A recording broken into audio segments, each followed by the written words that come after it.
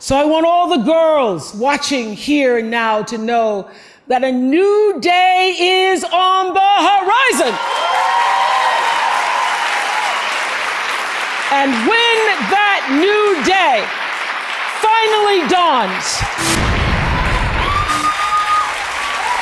it will be because of a lot of magnificent women, many of whom are right here in this room tonight, and some pretty phenomenal men fighting hard to make sure that they become the leaders who take us to the time when nobody ever has to say, "Me too," again. Thank you.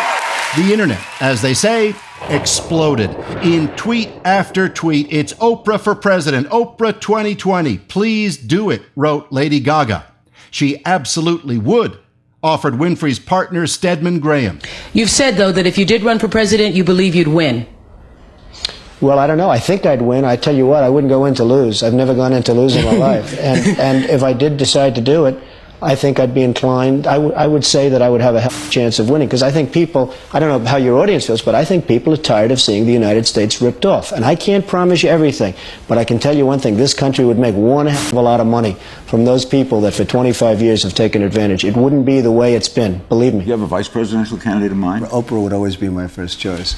Oprah. Oprah, your competitor, right? Oprah's a competitor. You know what? No I'll tell you, she's really a great woman, though. She is a terrific woman. She's somebody that's very special. Kidding aside, that you might think if about. she'd do it, she'd be fantastic. I mean, she's popular. She's brilliant. She's a wonderful woman. I mean, if she'd ever do it, I don't know that she'd ever do it. She's got. You'd ask her. She'd be sort of like me. I mean, I have a lot of things going. She's got a lot of things going. What a ticket that would be. That would be a pretty good ticket. But she's a very exceptional woman. Said by some to be now actively considering it, Winfrey was asked, would she run in the weeks after Trump's 2016 victory? Her answer then, his win changed everything. Oh, gee, I don't have the experience. I don't know enough. I don't know. And now I'm thinking, oh. Okay. All right. Well, okay. Hey, can you beat Oprah, by the way? Yeah, I'll beat Oprah. Oprah would be a lot of fun. I know her very well. You know, I did one of her last shows. She had Donald Trump, this is before politics, her last week. And she had Donald Trump, and my family was very nice. No, I like Oprah. I don't think she's going to run. I don't think she's going to run. I know her very well. There's an indescribable it factor that, I don't think you can teach. They don't teach it in the Wharton School of Business. It's not something you can even learn. There's just an it. Wouldn't you say, Donald? That's true, folks. And I will tell you, I went to the Wharton School of Finance, and I will say that I am sitting next to it. There is nobody ever that has had it. And maybe she could save the country because she was given a special award for being a celebrity. Of course, everybody was talking about her tearful speech about how she could save America. But here's another speech that I think everybody missed, where she also discloses some of her plans to, quote, fix the country. There are still generations of people, older people, who were born and bred and marinated in it, in that prejudice and racism, and they just have to die.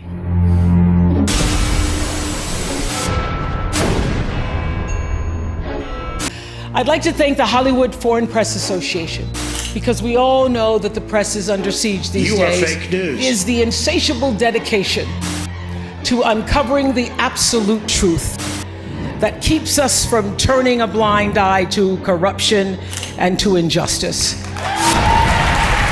to tyrants and victims and secrets and lies. Yes, the press! Oh! The Hollywood Foreign Press Association is 90 international reporters. You know what they do all day? They report on Hollywood. You know what might have been a good story about Hollywood? The rampant sexual abuse and harassment that took place in Hollywood for decades by the most powerful men in the business. Did they uncover the secrets and the lies and the victims and the tyrants? Did they do that? She wants to thank the Hollywood Foreign Press for speaking up for truth. But the Hollywood Foreign Press Association did nothing, right? I mean, the idea that they're being feted as some sort of great truth tellers in a world of lies is just ridiculous. Speaking your truth is the most powerful tool we all have. There's no such thing as your truth. There is the truth and your opinion. So I want tonight to express gratitude to all the women who have endured years of abuse and assault. The thing about speaking truth to power is that it would be good to do that when there's actual risk involved. She was the most powerful person in the media for the last 20 years. She did not say a thing about this happening in Hollywood. A thing. And now she's being used as the point person on this? For too long, women have not been heard or believed if they dared to speak their truth to the power of those men. But their time is up.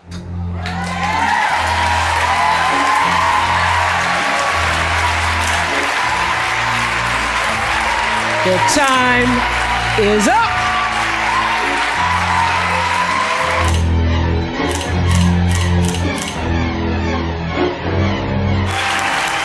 Their time is up. They just have to die. So much heroism, speaking in a room full of other rich people who all are forced to agree with her by the news cycle about everything. Because if they don't, then we'll all accuse them of sexual abuse or being complicit in it. This picture is the most disturbing picture.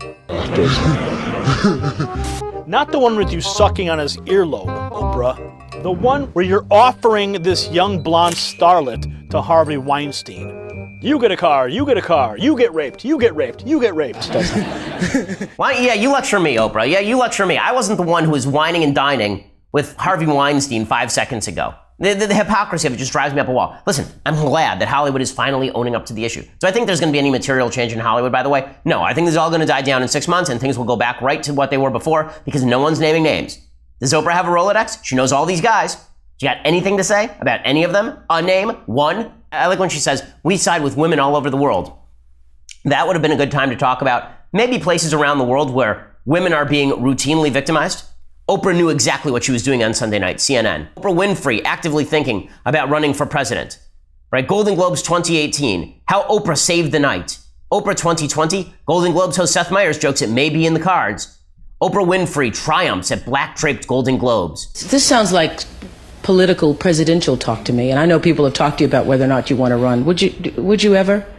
Probably not, but I do get tired of seeing the country ripped off. Why would you not? I just don't think I really have the inclination to do it. I love what I'm doing. I really like it. Also, it doesn't pay as well. No, it doesn't. But, you know, I just probably wouldn't do it, Oprah. I probably wouldn't, but I do get tired of seeing what's happening with this country. And if it got so bad, I would never want to rule it out totally because I really am tired of seeing what's happening with this country, how we're really making other people live like kings and we're not. Everyone is still against rape. We were against rape. We are against rape. We will be against rape. Not just women here, but women in Iran and women in Saudi Arabia and women in Egypt. And this pretend nonsense that 1944 is the same as now or that it requires the same kind of bravery.